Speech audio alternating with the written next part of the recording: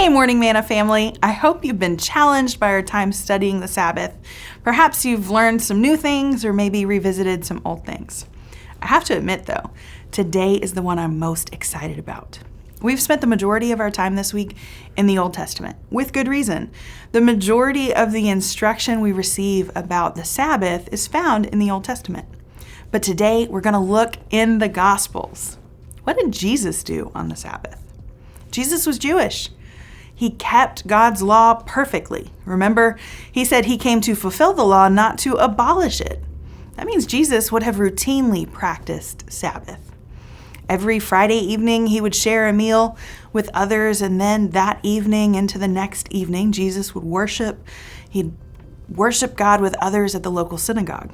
Corporate worship was a part of the Sabbath experience. I don't have time to get into it, but we see Jesus keep the Sabbath laws in one specific story in the book of John. Ever wonder why Jesus wrote with his finger in the sand? It had to do with Sabbath. Look into it. It's amazing. But you might be wondering about the other passages where we see him break the Sabbath. Okay, remember Mark 27 where we started? The Sabbath was made for man, not man for the Sabbath. Well, the next verse, Jesus says that the Son of Man, he is Lord of the Sabbath. So what do we see him routinely do on the Sabbath?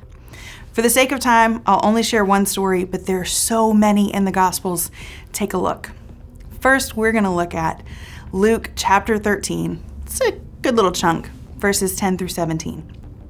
It says, "Now he, Jesus, was teaching in one of the synagogues on the Sabbath. And behold, there was a woman who had a disabling spirit for 18 years. She was bent over and could not fully straighten herself." Can you imagine? For 18 years, being bent over, not being able to stand up straight. That was the situation this woman found herself in. When Jesus saw her, he called her over and he said, "Woman, you are freed from your disability." And he laid hands on her, and immediately she was made straight and she glorified God. It's amazing. It's a miracle. But the ruler of the synagogue was indignant because Jesus had healed on the Sabbath. And he said to the people, "There are 6 days in which work ought to be done. Come on one of those days to be healed and not on the Sabbath." Then the Lord answered him, said, "You hypocrites, do not each one of you on the Sabbath untie your donkey and from the manger and lead it away to give it water?